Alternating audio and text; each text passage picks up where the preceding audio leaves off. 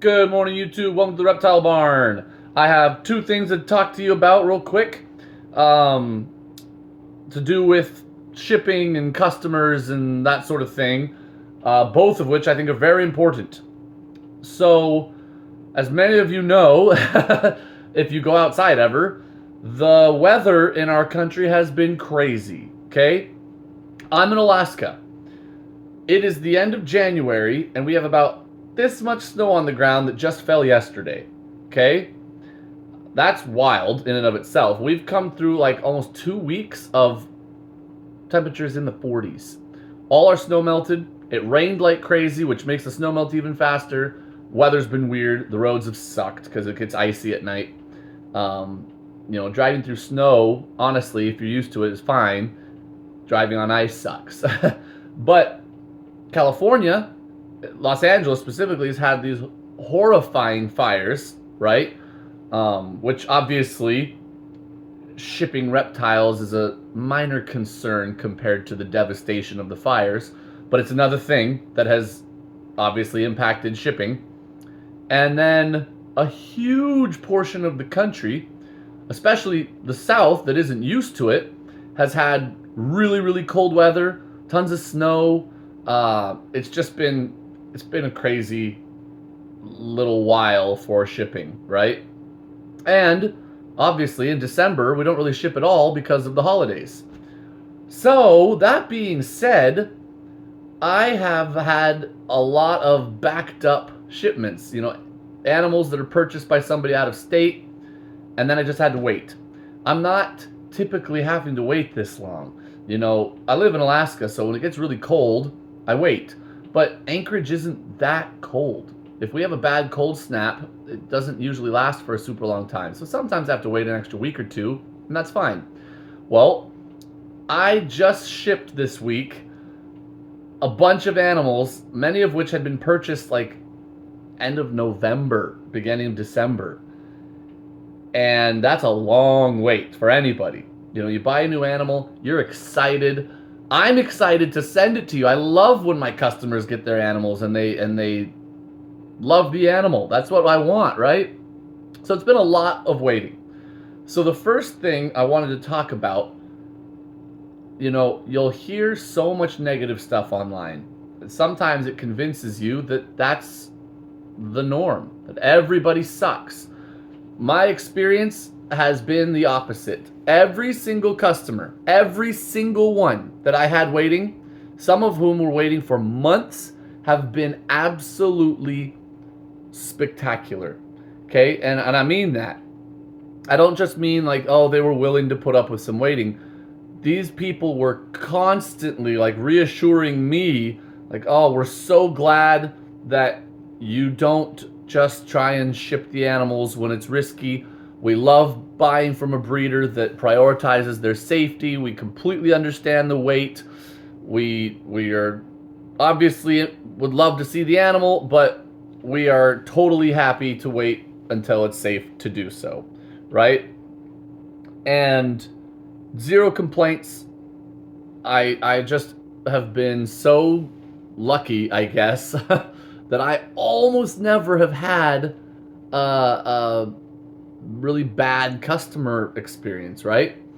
So I guess really this video is mostly just a shout out to awesome customers who are patient and understanding because not everyone understands the risks of shipping a reptile. But as soon as I explain, they're like, "Oh my gosh, yeah, wait, please don't put this animal at risk." And not that I would, even if the person was being impatient, I'm not going to be like, "Oh, okay, never mind, I guess I will ship." I'm not going to do that. But it is such a better interaction when the person is also very understanding. So just a huge thank you to my customers and all my past customers also. I've had, hundreds and hundreds and hundreds of customers, and it's 99% or more positive experiences. Some of which are really positive experiences where the people are just, going out of their way to make sure I know that they're okay with a delay, or that just things like telling me, yeah, the packaging was good, the animal's still warm, whatever, right? So that's the main part of this, is thank you. The second part that's related to this is these bad boys. I should have taken it out of the bag, the Ziploc for this. This is called a Cryopack. Okay? It is filled with gel material. I've talked about these before. Just want to give them a quick plug real quick. Obviously, I'm not being sponsored or anything. These are essential for me to ship animals. Such a relief of stress for me. So what this is, the substance inside the Cryopack has a phase change point at like 72 degrees or so, where, you know, it changes from a solid to a liquid. Okay? Which means it can act as a heat sink. If you have this cooled to, say, 60 degrees, it's going to be frozen, right? Because it freezes at 72 degrees or lower.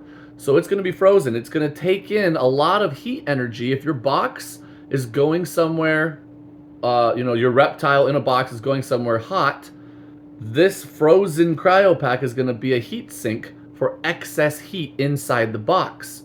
Obviously, it's not making a gigantic difference, but it can take it so that your box that might have been just bordering like dangerously hot is perfectly acceptable heat for the animal inside. And you can use more than one of them because they are not using up oxygen. You know, a heat pack is actively using oxygen inside the box. A cold pack, a typical ice pack, is ice cold. So you don't usually want to use those unless temperatures are extreme, because you don't want to have something frozen down that cold. But when your Cryopack can be frozen at 60 degrees, that's not dangerous for your animal to come into contact with. You're not going to freeze your animal. It can also do the opposite.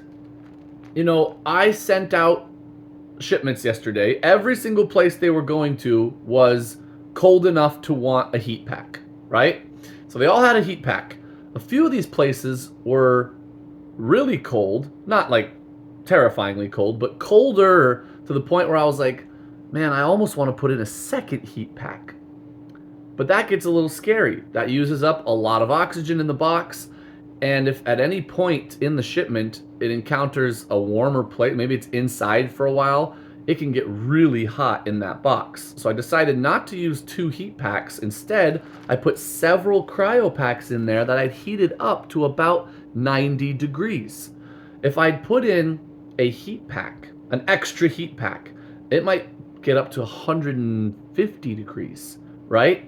That's a lot of heat, and it's actively putting out heat, right? It's producing heat through its reaction inside the heat pack. Whereas a Cryopack, it's all passive. I heat it up to 90 degrees, and it's just going to be a warm item inside the box that will slowly release that heat into its little, boxed environment as a gentle heat source, right? And I can safely use those because I know it's not going to have a reaction. If I only heat it up to 90 degrees, it's not going to produce hotter than that, if that makes sense. So it's safe to use even multiple of them to provide gentle heat to my box, right? That is the gist of a Cryopack. I don't want to make a whole giant long video about this, but I do want to point... Oh, and the reason it's in a Ziploc, by the way, I've literally never had one of these like pop and leak its contents in a shipment, ever. And leak onto the animal. But just because I'm paranoid, if there's a teeny tiny little pinhole or something, I want it to leak inside a baggie rather than get potentially on my animal, right? Again, it's literally never happened. But just in case, that's why I keep them in Ziploc baggies when I put them in the box.